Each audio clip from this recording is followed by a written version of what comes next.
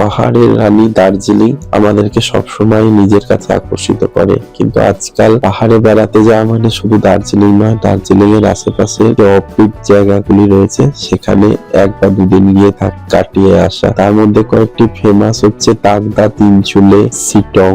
তো আজকের এই ট্রাভেল ব্লগে থাকছে আমার সিটং ভ্রমণের কাহিনী। আমরা 3 জন বন্ধু মিলে 2 দিনের জন্য এই সিটং ঘুরতে গেছিলাম। সিটং একটি কারণে বিখ্যাত, সেটি হচ্ছে কমলা লেবুর জন্য। যদিও কমলা লেবু আমরা খুব একটা বেশি দেখতে পাইনি, তবুও এই শান্ত নিরিবিলি পাহাড়ি গ্রামটিতে 2 দিন থেকে যে এক্সপেরিয়েন্স হয়েছিল সেটি আজকের ব্লগে তুলে ধরবো, তাই ব্লগটিকে সম্পূর্ণ দেখার অনুরোধ রইল। ট্রাভেলার বিবি চ্যানেলের আরো একটি নতুন ব্লগে সকল দর্শক বন্ধুদের স্বাগত জানিয়ে আজকের ব্লগ শুরু করছি। তো আমার এই সিটং যাত্রা শুরু হয়েছিল ব্যান্ডেল স্টেশন থেকে। সপ্তাহে 1 দিন করে গত বৃহস্পতিবার দিন কলকাতা জংশন থেকে, কলকাতা স্টেশন থেকে পাহাড়টি যাওয়ার জন্য আছে সপ্তাহে 1 দিন উইকলি ট্রেন, সেটি হচ্ছে গরিব রথ এক্সপ্রেস। এই গরিব রথ এক্সপ্রেসে করেই গেছিলাম, তাই ব্যান্ডেল থেকে আমি বোর্ড করেছি। আপনারা কলকাতা স্টেশন থেকেও বোর্ড করতে পারেন। এই ট্রেনটি আপনাদের রাত্রেবেলায় ব্যান্ডেলে চাপলে পরের দিন সকালে জেপি পৌঁছে দেবে। এছাড়াও আপনারা প্রচলিত যে ট্রেনগুলো উত্তরবঙ্গ এক্সপ্রেস, কাঞ্চনকন্যা, দার্জিলিং মেলে করেও নিউ জলপাইগুড়ি স্টেশন পৌঁছাতে পারেন। এই ট্রেনটি হচ্ছে পুরোটাই এসি, 3 এসি কামরা পুরো ট্রেনটাই, এবং ভাড়াও একটু তুলনামূলক কম। হাওড়া থেকে এনজেপি যাওয়ার অন্যান্য ট্রেনগুলোর অ্যাভারেজ ভাড়া 3 এসিতে 975 টাকা মতো, কিন্তু এই গরিব রথের ভাড়া হচ্ছে মাত্র 675 টাকা। পুরো ট্রেনটাই 3 এসি। আর এই ট্রেনটি সচরাচর যে হাওড়া বা শিয়ালদা থেকে এনজেপি গামী যে ট্রেনগুলো বর্ধমান এর রাস্তায় যায়, সেই রুটে এটা যায় না। এটা ব্যান্ডেল জংশনের পর কাটোয়া, নবদ্বীপ ধাম, কাটোয়া এই রাস্তা দিয়ে মালদা টাউন হয়ে এনজেপি পৌঁছায়। রাত্রে ঘুমিয়ে যাওয়ার পর সকালে দেখলাম ট্রেন নিউ জলপাইগুড়ির কাছাকাছি পৌঁছে গেছে। কুয়াশা মাখা সকাল এবং পাহাড় এবং ছোট ছোট চা বাগানগুলো মনে করিয়ে দিচ্ছিল যে আমরা সেই চেনা পরিচিত উত্তরবঙ্গে ঢুকে গেছি।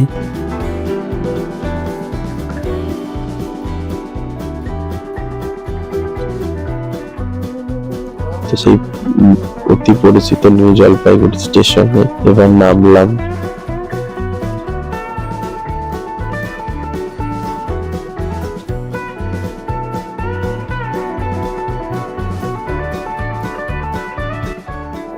নিউ জলপাইগুড়ি স্টেশন থেকে বেরিয়ে বাইরের দিকে ট্যাক্সি স্ট্যান্ড আছে। এই ট্যাক্সি স্ট্যান্ড থেকে আপনাদেরকে নিতে হবে সিটং এর জন্য গাড়ি। তো খোঁজাখুঁজির পর সিটং এর জন্য গাড়ি পাওয়া গেল। গাড়ির ভাড়াটা একটু বার্গেন করে নেবেন আপনারা। মোটামুটি গাড়ি রিজার্ভ করলে 2500 টাকা মতো নিতে পারে। আর সিটং রিজার্ভ গাড়ি ছাড়া যাওয়া যাবে না, শেয়ারিং খুবই কম পাওয়া যায়, শেয়ারিং এর অপশন খুব কম এখানে।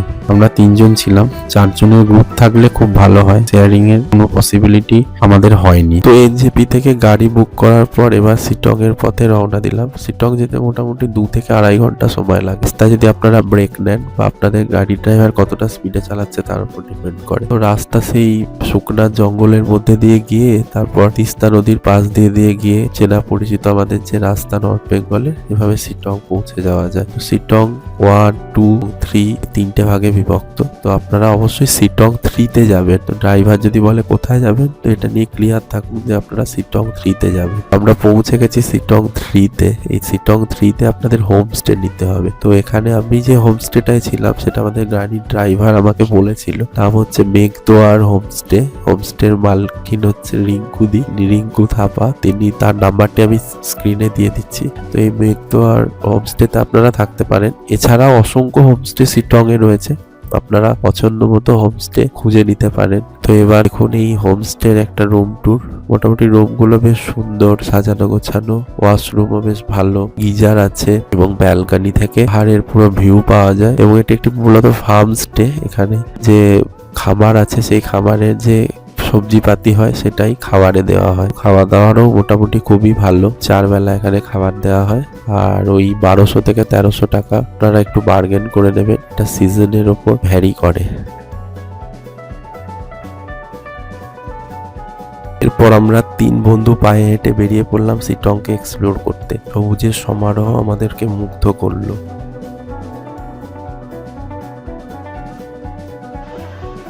আমরা এখন আছি শিটংয়ে, আমাদের পিছনে শিটংয়ের ভ্যালি। এই যে আমাদের সঙ্গে আছে মিস্টার বরুণ আর মিস্টার কুমাই ঘোষ। ক্যামেরায় দেখলাম কেমন লাগছে বলুন শিটংয়ে এসে আপনাদের? খুবই ভালো লাগছে, মনোরম পরিবেশ, খাওয়া দাওয়া। আর এই দেখো এখানে হোমস্টেশন অর্গানিক ফার্মিং, শিটংকে যেতে বলা হয় কমলা লেবু দেশ। এই দেখুন কমলা লেবু গাছ কত সুন্দর। এরপর আর একটু এগিয়ে ফুলের বাগিচার মধ্যে দিয়ে চললাম অহলধারা ভিউ পয়েন্টের দিকে।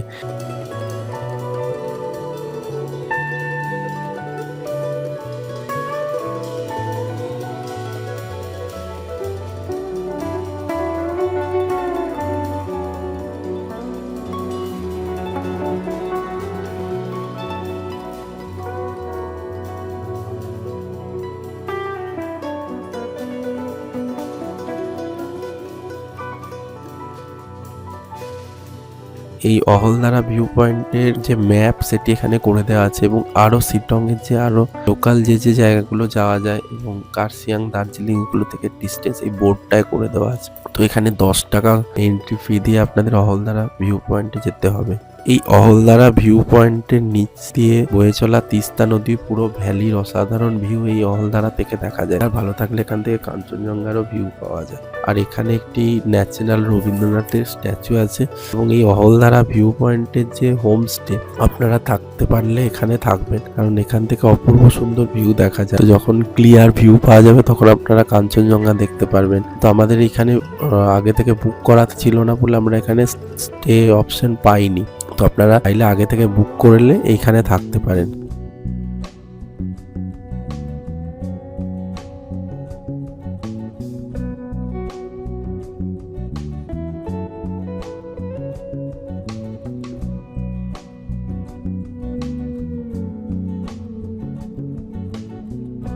এরপরে এই অহলধারা ভিউ পয়েন্টে একটু নিচে নেমে এলাম, সেখানে দেখলাম অপূর্ব সুন্দর তিস্তার ভিউ। একটু নিচ থেকে ভালো দেখা যায়, তবে আপনারা সাবধানে যাবেন, এখানে সব পর্যটক যায় না, একটু রিস্কি। আমার সাথে বন্ধুরা যায়নি, আপনারা আপনাদের রিস্ক অনুসারে যাবেন, তবে খুবই সাবধানে। তবে নিচ থেকে অসাধারণ সুন্দর ভিউ দেখা যায় আর প্রচুর হাওয়া দেয় এখানে।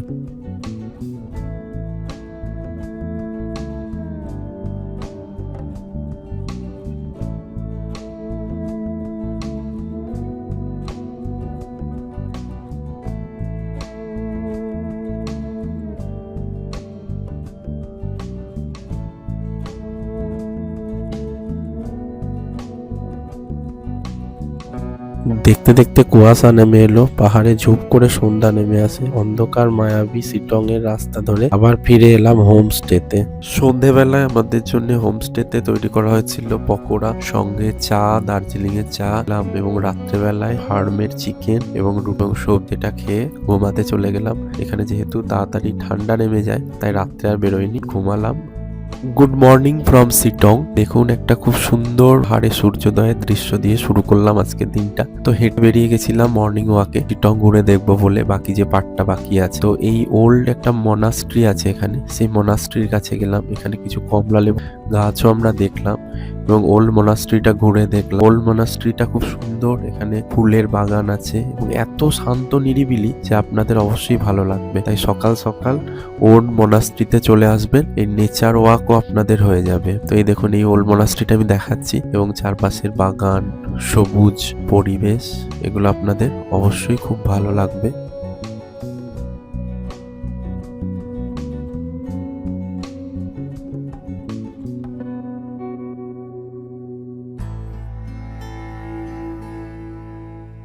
এরপর কিছুক্ষণ শিটং এর বাকি রাস্তা যেগুলো ছিল সেই রাস্তায় ঘুরে বেড়ালাম, নেচারের মধ্যে দিয়ে, সবুজের মধ্যে দিয়ে হাঁটতে খুব সুন্দর লাগছিল। এবং বারবার আমি যে কথা বলছি, এত শান্ত নিরিবিলি যে আপনাদের অবশ্যই ভালো লাগবে। যারা নেচার লাভার বিশেষ করে, তারা ফুল, ফল এবং পাখির ডাক এগুলোকে অনুভব এই শিটং ঘুরে দেখতে পারবেন।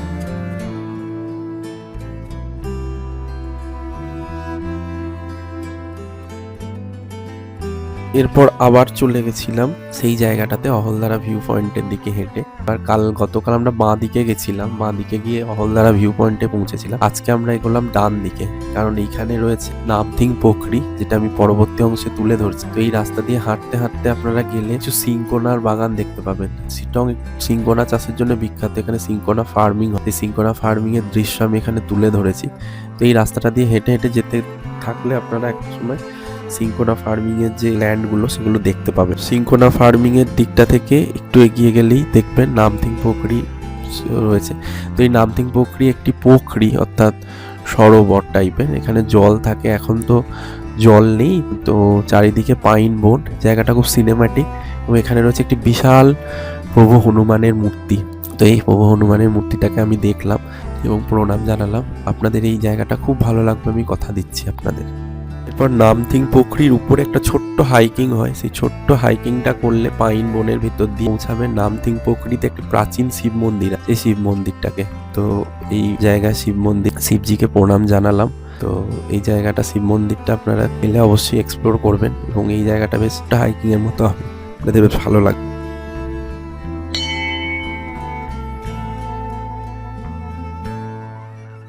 ফেরার সময় আর একবার ঢু মারলাম অহলদারা ভিউ পয়েন্টে। তো অহলদারা ভিউ পয়েন্টে সেই যথারীতি কাঞ্চনজঙ্ঘার ভিউ খুব একটা পাইনি, কারণ সেই ক্লাউডি ছিল। তো এইবারে কাঞ্চনজঙ্ঘার ভিউ পাওয়া গেল না। কাঞ্চনজঙ্ঘা দেখাটা তো ভাগ্যের ব্যাপার, কাঞ্চনজঙ্ঘার ভিউ দেখা গেল না। তো জীবনে সম্পূর্ণ হয় না, পরবর্তী আবার ভবিষ্যতে শিটং যাওয়ার ইচ্ছা থাকলো যাতে কাঞ্চনজঙ্ঘার ভিউ পেতে পারি। তো চলে এসেছি ব্লগের একদম শেষ অংশে।